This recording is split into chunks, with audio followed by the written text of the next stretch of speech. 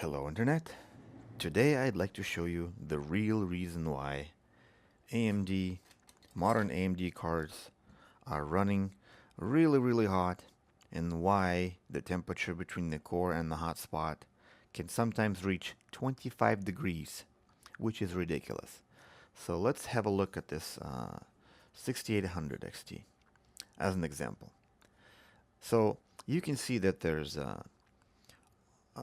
all the paste got squeezed out from the middle, but there's plenty of paste specifically in this area here and basically anywhere around the middle. Now, why do you think that is? Why there's paste left over on this edge, but not in the middle.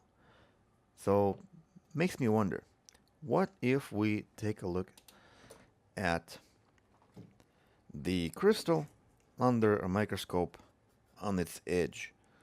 And what are we going to see? Well, we don't really see anything until we put a razor blade right on it. Do you see it now? So I'm pushing the blade up on this end, and then I'm going over to the right. That's a huge gap. So if I push that down and I go here, there's a gap. So you can see, hopefully, let me get a little steady shot here.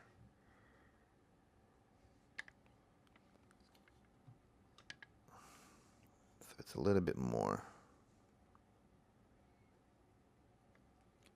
steady.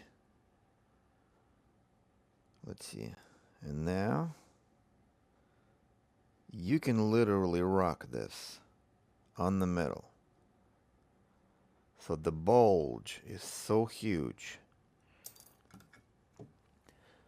And that is why the core is not contacting the heat sink around the edges, only in the middle. And that's why these cards need constant reball. This particular one needs a reball as well.